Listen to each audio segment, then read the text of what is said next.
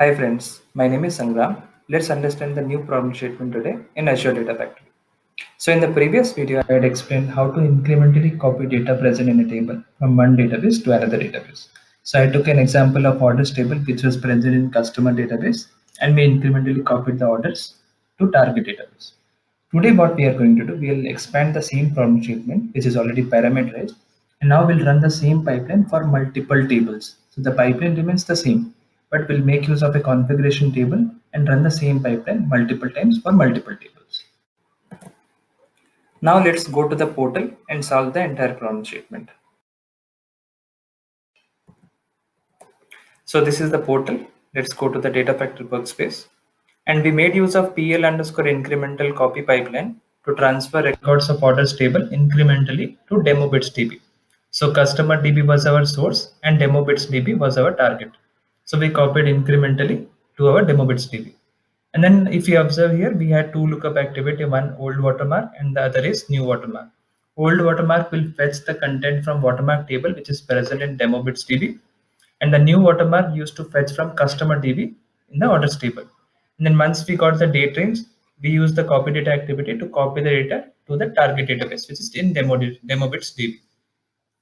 And then finally update the new watermark in the watermark table so that when my pipeline is running for the next time, it would be the old watermark value. So this was entirely parameterized. We can see the parameters over here. So table name was the parameter and watermark column was the parameter. Let's see the table contents as well. So this is our customer DB and if I select star from orders, I would see 6 records in total.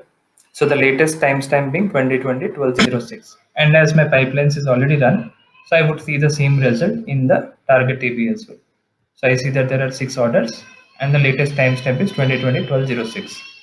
And I would see the same date in watermark table as well. Yes. So for this orders table, I see a watermark table of this. Now, because this pipeline would be able to run for multiple tables, let me insert a new record and also create a new table and insert new records. So what I'm going to do, I'm going to insert the 7th record in this orders table, which is yet not there in the demo bits DB, which is our destination database. At the same time, let me create one more table, which is the invoice table. Uh, so this is the invoice table. You can see, and then the watermark column is insert date time plus I will be inserting a record in the invoice table. Okay, so this is successfully run and I would be able to see one record in the invoice table. Invoice.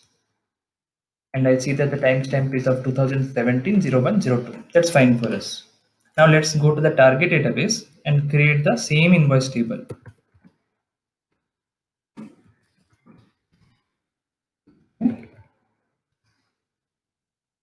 And then we have to do one more thing as well, that is to update the watermark table, because watermark table at this point of time only has the orders entry. So we'll also put invoice entry in the watermark table. And because we are running for the invoice table for the first time, I would put the starting date as 1900. Okay. Now if we observe the watermark table, we would be seeing two records, one for orders and one for invoice. So because orders pipeline is already run, we are able to see some watermark over here and invoice will be running for the first time. That's why we had put the entry of 1900. Now at the same time, because this pipeline has to understand two tables, right? So I'll not be passing two tables every time I do a debug, right? So I have to make this automation process. So for the same, I would create a different pipeline and then try to pass invoice and orders to this particular pipeline. So we'll understand the concept of master child pipeline as well. But to automate this process, I have to create one more table as well, which is nothing but the configuration table. So let me pull out the script. So if you observe, I'm creating a table called as configuration table, which has table name and watermark column. And then I would also be inserting records in this table. So if you see configuration table has table name and watermark column. At the same time, if I show you my pipeline, it is also having the same parameters, table name and watermark column. Because this is the dynamic portion, right, where I need to pass orders and invoice during the runtime. Okay, so our configuration table is created. Now let me go to the data factory and create a new pipeline. I would name the pipeline as PL master incremental load. And the first step would be to use a lookup activity to read the configuration table, because this pipeline, this incremental pipeline expects table name and watermark column, right? So I need to read these two values from configuration table. So let me do a lookup on configuration table. So we have to create a data set for the same. Let's go ahead and create a new data set, which would refer to the configuration table. So I would use Azure SQL database, and then we'll continue. Let's provide a good name, SQL demo bits db underscore watermark table, and then select the link service, which would be our demo bits db. Okay, it's not the watermark table, it's the config table. And then the configuration table is this. So click on OK. Okay, our configuration table dataset is created. Now let's point that dataset here in the lookup activity. Okay, but now I have to read the entire content of the table and not just the first row. So for that, I would uncheck this particular property. First row property should be unchecked, so that I would be able to read all the contents of the table and let the option be on the table. So earlier I had used a query option for a particular use case. Now I would be using table. I want to read the entire table.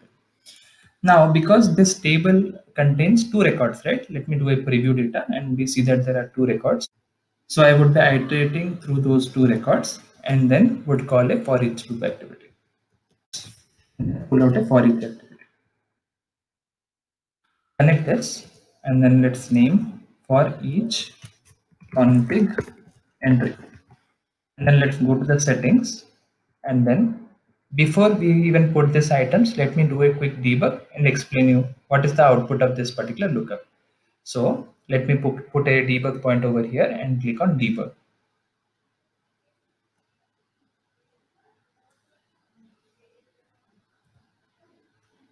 So by putting debug point, we can just run till the point of this debug.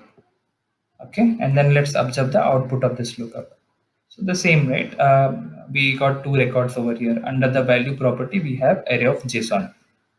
Okay, now we have to pass this value property to this for each loop activity, right? So let me do one thing. So yeah, I would use this items, click on add dynamic content, scroll down, dot value, click on finish. Now again, I'll iterate why I used value. Click on finish. Then let's go to the output. This activities output is giving me value property which has those two records. That's the only reason why I have used the iterator value in for each condition under items. Now let's choose activity. I'll click on this. Because I have to run the child pipeline, which is nothing but PL incremental copy, I would pull a new activity called as execute pipeline. Execute PL incremental copy. Now let's go to the settings and then select the invoked pipeline. So this is the pipeline we would like to invoke, and because that pipeline has the parameters, we need to pass them. So we already know, right? This lookup is providing us those values of table name and watermark column. Now let's see how we have to pass the value. So what I would do, I would do a at the rate within curly braces item of dot table name, and the same thing I would do for watermark table as well, watermark column. Okay, so this looks good to me. Now let me do a quick publish all. So while publishing is in progress, let's understand the process again. So let's understand the table. So in the invoice table in the source, we have one record in invoice. Okay, and in the orders table, we have total of 7 records. Whereas in destination, in the orders table, we have just 6 records. So the 7th record has to come in after we execute our pipeline. And now if I run for invoice table, we'll have nothing. Okay, having said that, let me run the pipeline. Click on debug. So the pipelines have begun.